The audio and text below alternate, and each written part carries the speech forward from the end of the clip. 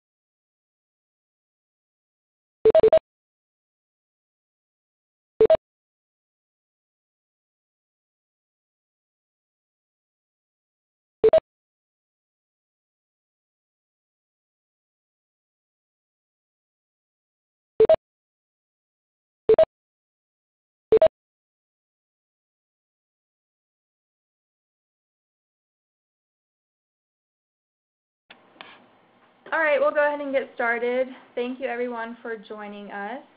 Welcome to our town hall call. We're basically just going to go over a few updates with everybody. First, I will introduce myself. I am Abby Reisenhuber. I am the National Office Liaison for the Registrars Association. This is my second year in the role, so fairly new, but I think I've got the hang of everything now. I also have Garrett Selinger along with me, who will be giving an NCRED update later. Hello. I do have everybody muted on the line, so if you do have a question, you should see a participant feedback box, so you can go ahead and type a question in there so I can see it, and then I'll be sure to answer it. We'll move on to the agenda.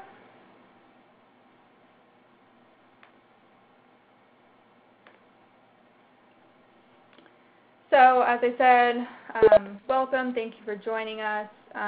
We're going to go over some executive board updates and the positions we have to fill on the exec board team. Then we'll move on to some national office updates where we will recap everybody on how our fall peak went. We have some updates on our new technology system, and then Garrett is going to give an NCRED update. Then we'll close with an ACRO update and our annual meetings that we will have presented during that session. And then we'll leave some time at the end for some questions. I'm also going to bring in Lindsay Thompson from Legislative Services, and I know several people might have some ECP questions, so he will be here to answer those. So if you do have ECP questions at the end, feel free to type them into the box, and he will be in here to answer them.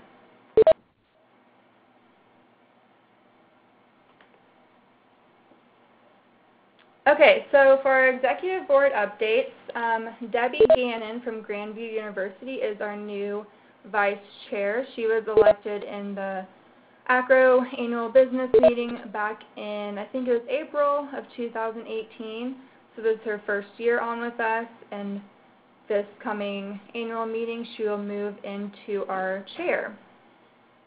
We do have two positions that are opening this year. So we have our vice chair, which will be served for 1 year, and then we will have our secretary position open for 2 years.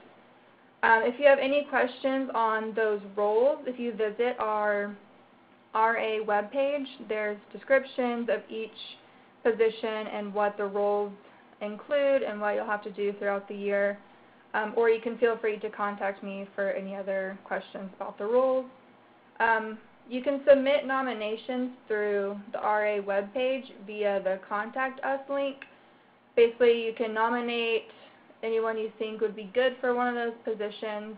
It will go straight to me, and then I will take those nominations to the exec board, and then we will vote.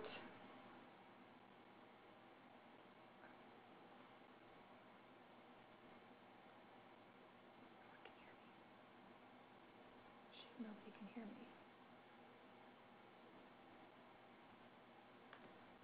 The conference has been unmuted. Okay, is everybody able to hear me now? Yes. Yes. Yes. Yes. Yes. Okay, great. So sorry about that. We were able to hear you earlier.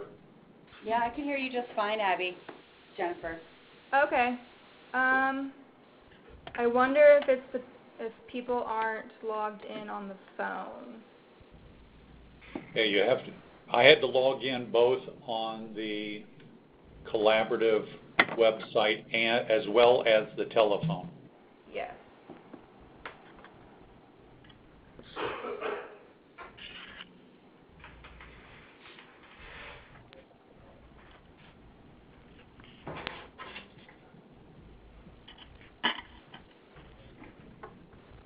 Okay, well, I will continue. Sorry about that.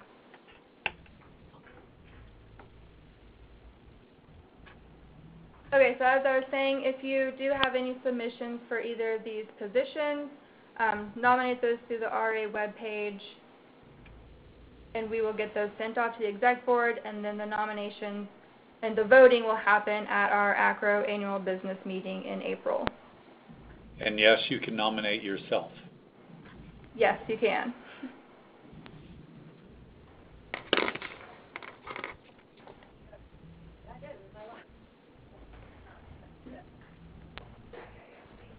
Okay, so now for some eligibility center updates. Currently for our 2018-19 decisions, we have done about 32,612.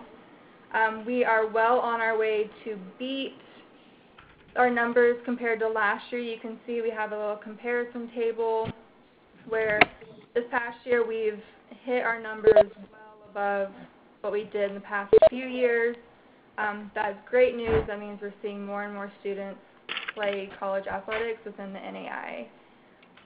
We have already started some early decisions for 1920. So we've done about 1,300 of those. I predict that here after the holiday break, we will see a lot more of those happen as well.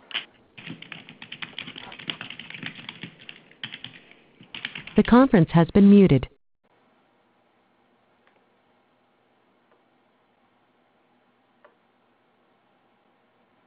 Here are some updates by the numbers, by the teams that we have. So each team has some service levels that we try to strive for each year. So for the freshman students, those are students who do not have a break between high school and their college enrollment. So we are at 97% for hitting those within 3 business days.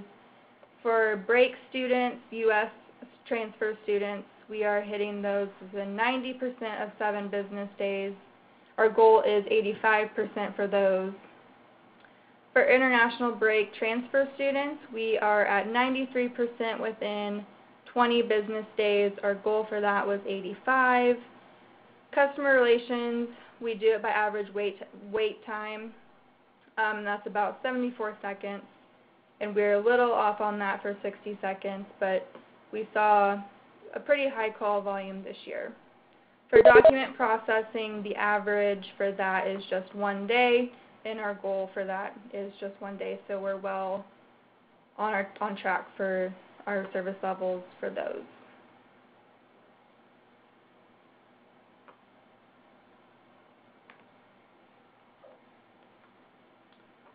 So as I mentioned, the Eligibility Center is creating a new technology system that will roll out in spring of 2019.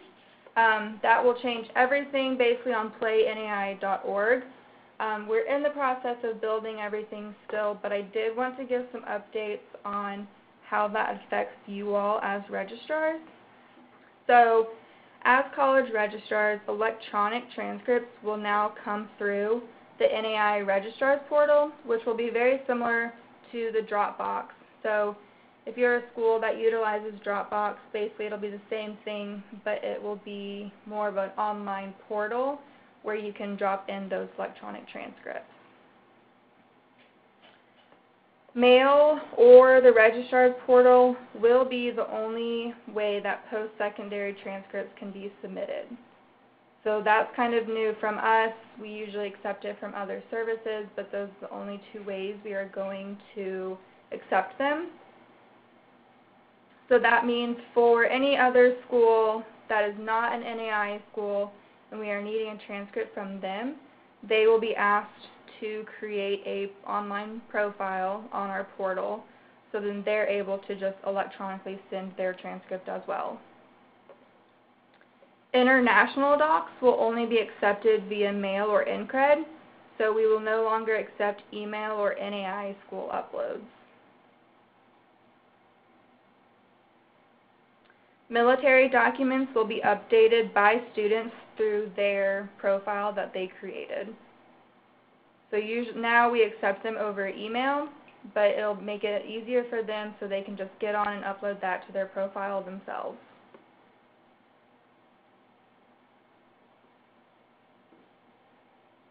So that's all the updates we have right now, and most important were the transcript submissions that are related to you all.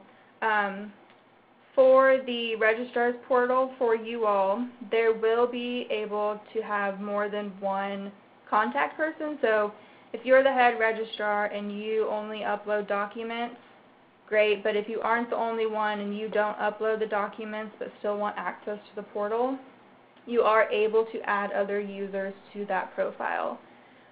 More detail will be submitted and sent out once we get closer to our launch date. But until then, if you have any questions or concerns, feel free to email me or send something through the Contact Us link on the RA webpage. As we are getting into the holidays, I did want to mention about our holiday limited coverage and then our December transcript deadline. So to ensure that students get a determination, if they have a game over whenever the NAIA is closed, getting in those transcripts will be important, and we have a deadline of December 11th. So if they get their transcript in by that date, we will ensure a determination by then, if that is the only thing that we are needing. The NAIA will be closed December 24th through January 1st. We'll reopen January 2nd. So if any student has a game during that time, just be sure to communicate to get their transcripts in by that December 11th deadline. More communication will also be sent out for that via the SCORE, which is our communications email. If you are not receiving the SCORE communications via email, they're sent out every other Wednesday. If you go onto our webpage, just the normal NAIA webpage, there's an option to get subscribed to those, or you can view past ones on there as well. We are also getting into the time of year where legislation proposals are being submitted. So legislation proposals will be due by January 15th, 2019. If you have any proposals, go ahead and send them our way. Again, we're going to utilize the Contact Us link on the RA webpage, and then the executive board will then review the proposals, and if we get asked to co-sponsor a proposal, I will send that out to everybody as well. So start thinking about those. I know it seems like kind of a long time away, but it does move quickly, and the earlier of getting those in, the better.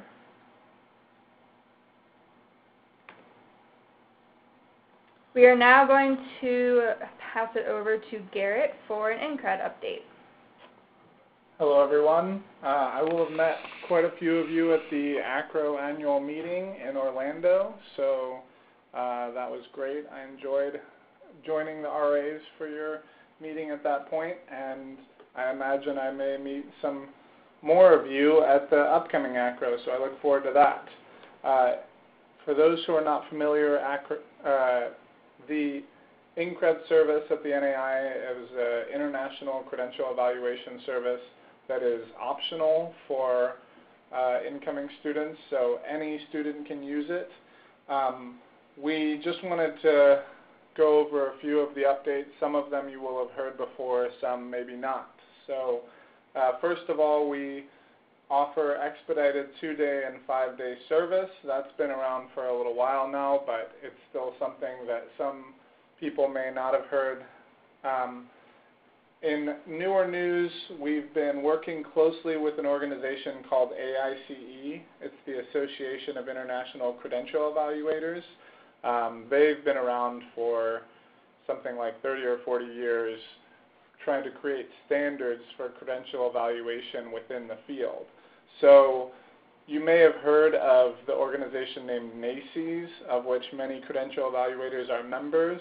AICE is something of a competitor to NAICS, and we've chosen AICE for a number of reasons, one of which is that they actually mandate that their members are consistent with one another on a number of points. So they're trying to align methodology between international credential evaluators as much as possible, whereas NAICS is more of a professional membership that they have annual meeting and they connect to one another, but they don't actually mandate any specific, they don't follow the same type of standards as one another. So we appreciate the work that AICE is doing in terms of trying to create consistency for institutions all over the U.S., and we're becoming more and more a part of that project.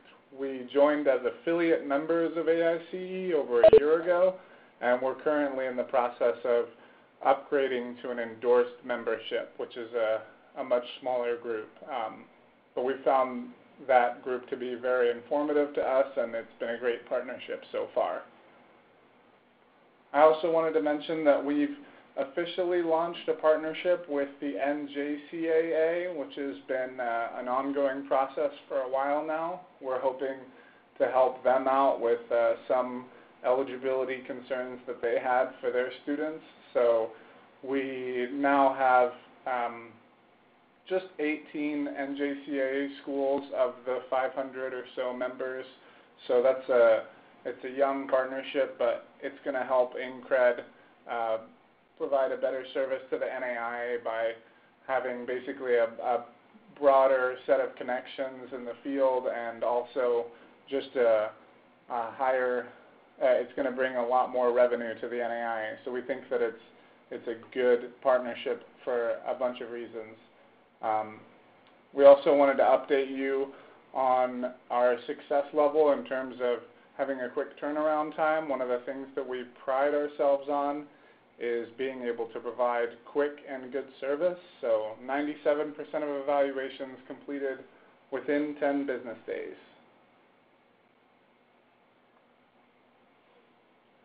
And just moving forward, if you're interested in INCRED, you can always contact us. The thing that we're recommending to the schools that we are partnered with is to make sure that INCRED is listed among your allowable credential evaluations for incoming students. So on your admissions materials or on your website. It's not just for your student athletes, although that is where our expertise started. So we appreciate that for a lot of schools, the focus is going to be on bringing their student athletes in through INCRED. We have the link for our main website. I've also included the email address. And the one change is that you can still reach us at the moment by calling through to the Eligibility Center and picking the option for INCRED, but we've also added a dedicated line. We're hoping to separate that out a bit so that there's less confusion, especially for any students that are applying that are going to NJCAA schools. They may end up at NAIA schools in the future, but at the moment we didn't want to confuse them with all the eligibility-related materials on the phone line when they might just be applying for INCRED as applicants to NJCAA schools.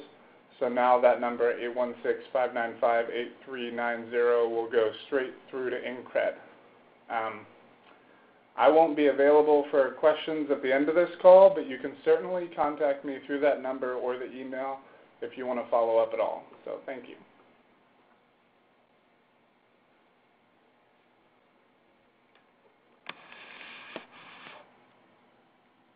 Okay, so now for an ACRO annual meeting update. So this year's ACRO meeting will be held March 31st through April 3rd in Los Angeles, California.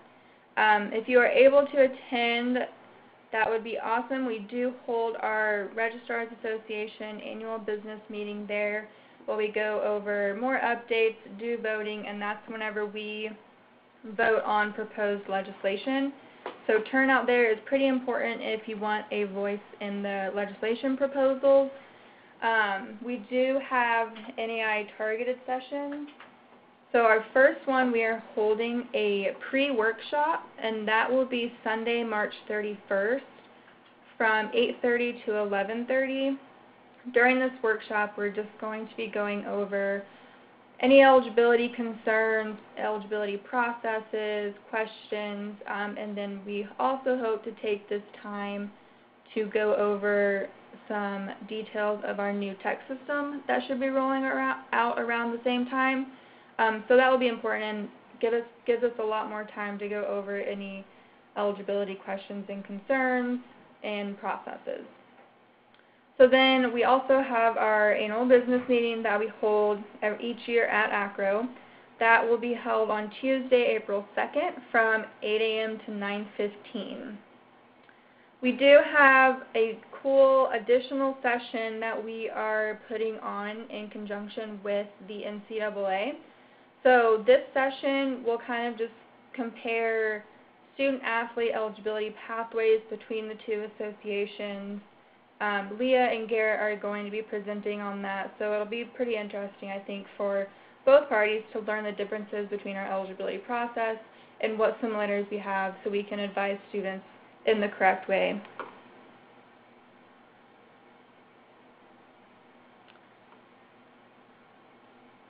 Okay, so I am going to open it up to questions now. I'm going to try to unmute all of the lines. That way it might be easier to ask questions verbally, but if there's too much background noise, I will mute it all again, and then you can either send them or via the little chat feature, or you can just send emails my way. I do have Lindsay Thompson coming in if anybody has ECP questions. That seems to be a popular question, and Legislative Services deals with that more than the Eligibility Center. The conference has been unmuted. So if anyone has any specific questions, or if anybody on the exec board now wants to chime in about anything, feel free to do so. Everybody should have the option to speak and hear.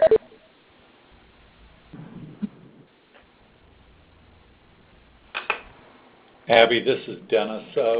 Can you make this presentation available on the NAIA Registrars website?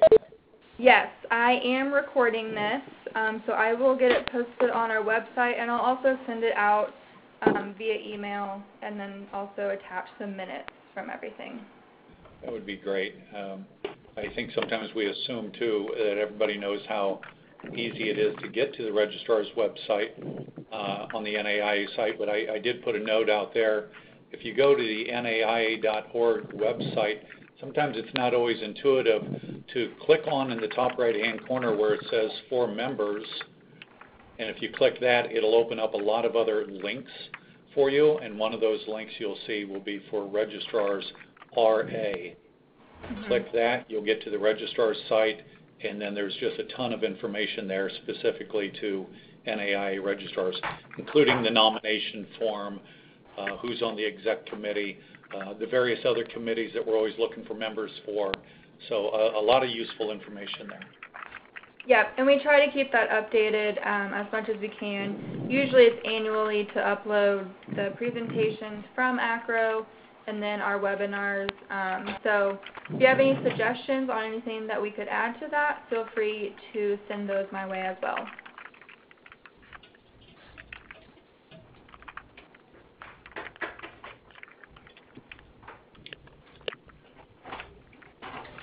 All right, does anybody, sorry, go ahead. Well, I'll start with an ECP issue just to see if this helps get the conversations flowing.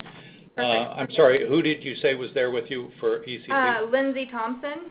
Okay, Lindsay, sometimes we'll hear comments regarding the ECP software that it can be a little bit clunky or a little bit confusing navigating through it when you've got a student athlete who participates in multiple sports. You've already certified him or her for the first sport. Now it's time to do it for the second or third sport, but when you go in, you find them locked. So can you maybe talk about that? Are you getting any feedback from any folks that find it somewhat cumbersome to work around the lock?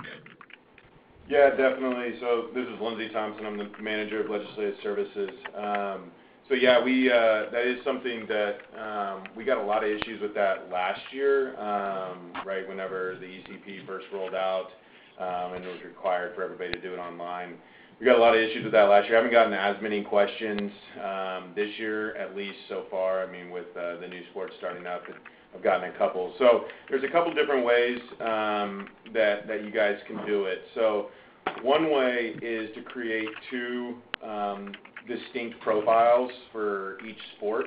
The information, you know, if they have different seasons of competition and that sort of stuff, you can make that. So when you submit so let's say it's a football kid that you're now going to try to certify for basketball. So once you submit the football one, if you submit the football only profile on the certificate, then the basketball only profile wouldn't be locked for that student. You could go ahead and add them for the basketball certificate. The other option is, and I know the unlock feature is a little bit alarming whenever it says, notice this is going to take the kid off of the eligibility certificate.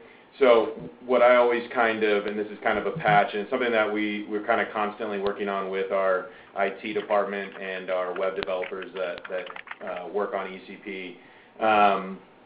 But the other option is you wait until the student so the first sport in question is finished, if you have that luxury, and then you can unlock that student. It would remove him or her from the eligibility certificate at that time for their previous sport. However, if the sport has completed and is finished, then it wouldn't be that big of a deal. We could still go back in and see that they were included if it ever came to that and we ever had to go back and double check to make sure that they were on the certificate. We can see that on our side. So those are the two options. The other one is, and I think that they've probably fixed this, which is why I haven't been getting a lot of questions. So if you guys have specific questions about specific students, feel free to call me or email me. I'd be happy to help. But I know that now, this year as opposed to last year, you can actually change some of the information once a student is locked and submitted. Hopefully, and I know that this is rarely the case, but hopefully the information is all the same. I mean, the biggest change would be the seasons of competition.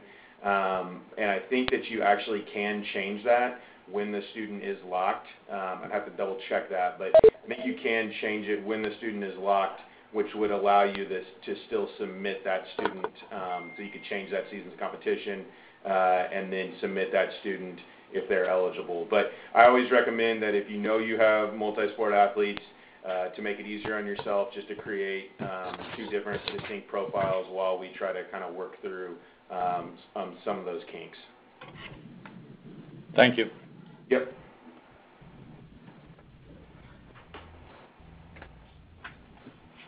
And I'll just throw this out there real quick, and I'm sure Abby has probably shared this, but Legislative services, we deal with all of ECP stuff, so hopefully you guys know that. And there are a lot of training tools out there from last year.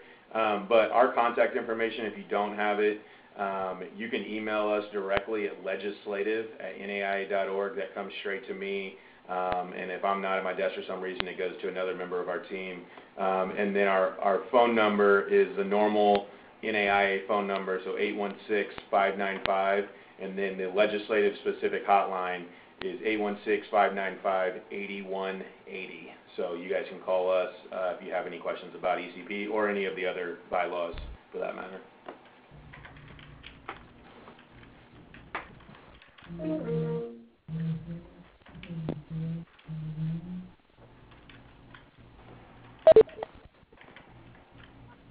All right, does anybody have any other questions?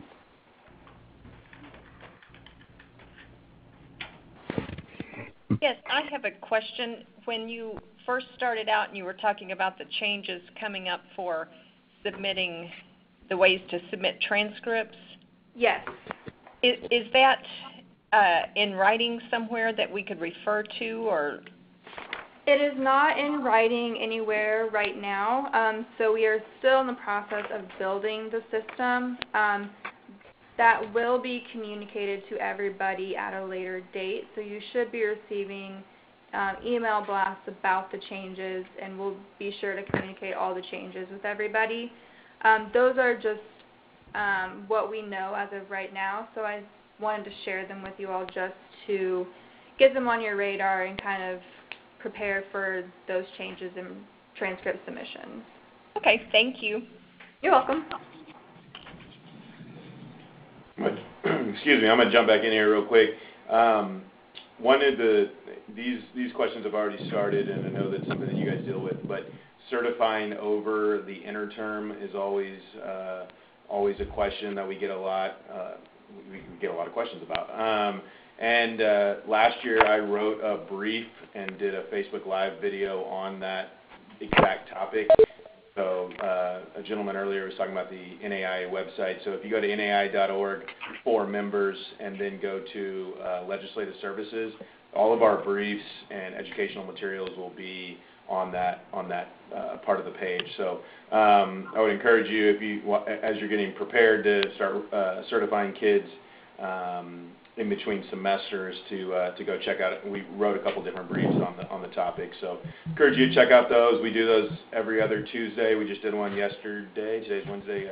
Did one yesterday, so we got another one coming up in a couple weeks. So.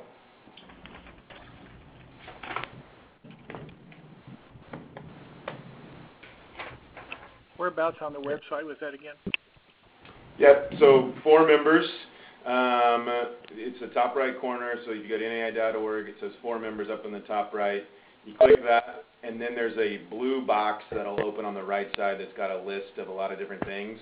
And they put it in order of where people go. So we're second to last on the bottom, and we're down there, and so it's legislative services.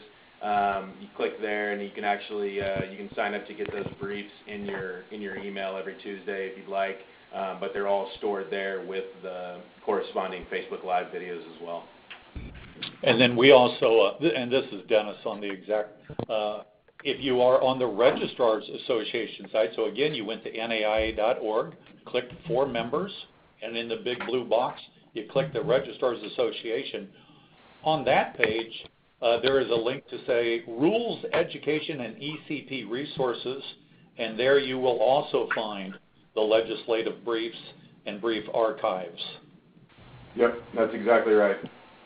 I did not even know that existed, so thank you for pointing that out, Dennis. Got it, thanks. That's great, thank you.